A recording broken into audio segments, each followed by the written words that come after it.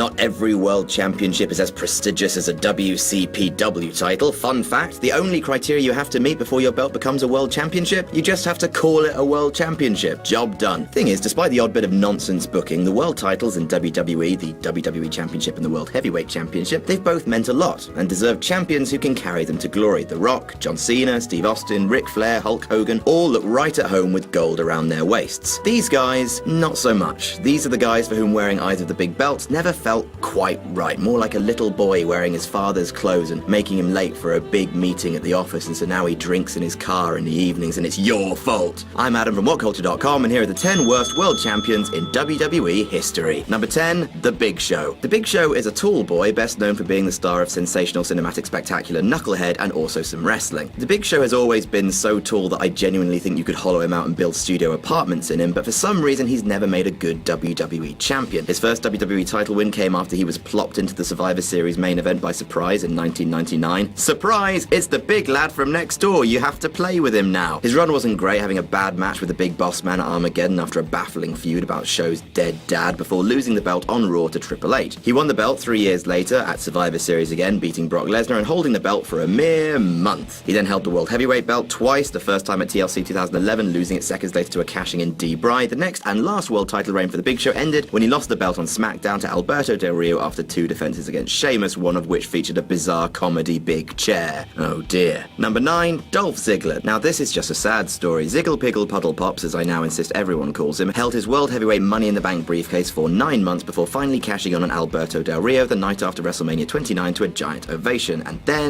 And then he was sidelined with a concussion before a ladder match at Extreme Rules, returned to defend his belt for the first time at Payback when he immediately lost it to Del Rio before failing to reclaim it at Money in the Bank 2013, before shifting to a feud with AJ Lee and Big E. He would never again climb back to World Championship level. Now, several superstars have seen their championship hopes dashed by injury, but at least guys like Daniel Bryan got at least one bloody title defense. Heartbreaking timing. Number 8, RVD. And speaking of awful timing, Robert Van Dam became the first man in the history of everything to be crowned WWE Champion and ECW champion at the same time. It happened at ECW One Night Stand 2006 and was the feel-good moment of the year, with the most anti-John Cena crowd of all time cheering themselves inside out as the face of Extreme toppled the face of sports entertainment. Things went well for 3 weeks, and then RVD was pulled over with Sabu by policemen. In the car was weed and a bunch of other pills, and just like that, Reverde ended his career high, pun very much intended. He lost the WWE Championship on an episode of Raw, the ECW title the next day on an ECW taping, and then got suspended for 30 days. After a brief 22-day run, RVD never reclaimed either title. Number 7, Diesel. Kevin Nash is a very tall legend of the business. He's too sweet, big, sexy, and daddy cool. But as WWE champion, Diesel, he was not so much. He won the belt in grand fashion, pinning Bob Backlund in 8 seconds on a house show in Madison Square Garden. After that, he'd hold the belt for almost a full year, which sounds really great, but no. See, that just happened to be a very, very bad year for WWE in business terms. With Diesel on top, wrestling top-notch matches against, for example, Mabel at SummerSlam, that is a tasty milkshake. House show attendance dropped significantly, so much so they had to stop doing B shows for a while, meaning a lot of mid and lower card wrestlers lost out on a payday. Diesel's limited drawing ability became a joke in the industry, with WCW officials wondering how much longer can the WWF run on Diesel power. Finale. Number 6, Chavo Guerrero. Chavo Guerrero, or the other Guerrero as he'll probably always be known, is a wrestler that would be recognized as being much better than he was if he didn't share a surname with one of the greatest to ever step into a ring. While Eddie eventually reached the mountaintop to claim WWE Championship gold, the only world title Chavo would hold in WWE would be an ECW Championship, which by 2008 had lost a lot of its prestige. He would successfully defend it twice against CM Punk, good start, and then he'd lose it in 8 bloody seconds to Kane at WrestleMania 24. While Daniel Bryan proved that it's possible to come back from such a crushing loss at a WrestleMania, Chavo would never again touch WWE World Championship gold. Number 5, Rey Mysterio. Despite being a small guy in Vince McMahon's WWE, which is like being a dead guy in a marathon, Rey Mysterio, the master of the 619 and noted Booyakah enthusiast, managed to accrue 3 world championships during his WWE career. Unfortunately, all of them were fairly pants. His first came when he won the World Heavyweight title in a 9-minute triple threat at WrestleMania 22. The reign lasted 3 months, but he was then jobbed out to big dudes for the majority of that time and managed only 1 clean pay-per-view defense. The second reign came in 2010 when he beat Jack Swagger. That only lasted for 1 month this time. Finally, Rey won his first and his only WWE title in 2011 after CM Punk walked out with the belt at Money in the Bank. That reign lasted about an hour and a half before John Cena wrestled him for the title he just won and pinned him. John Cena is a babyface. Number 4, Ezekiel Jackson. Look, let's just preface this by saying in Lucha Underground, around, Big Rick was f***ing great. However, in WWE, Ezekiel Jackson was a tiny bit of a turd salad. He didn't really have much character, he was just a big, angry dude. And also, it's worth pointing this out, had never been involved in extreme wrestling in his life. Keep that in mind when I tell you that Ezekiel Jackson was crowned the last ever ECW champion. Yep.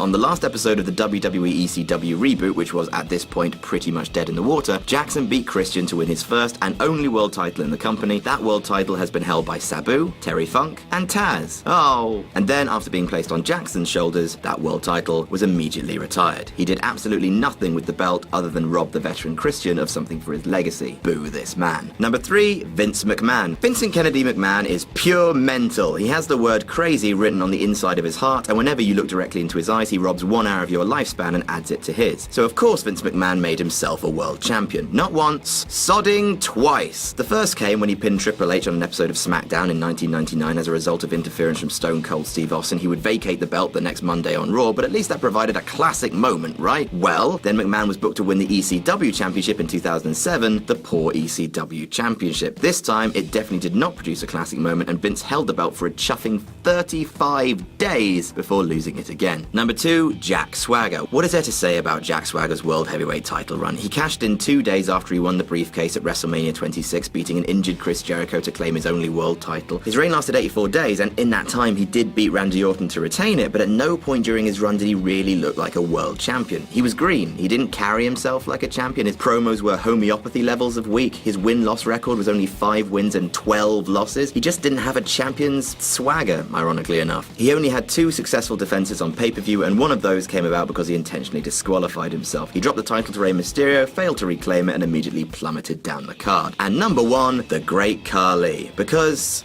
I mean, come on.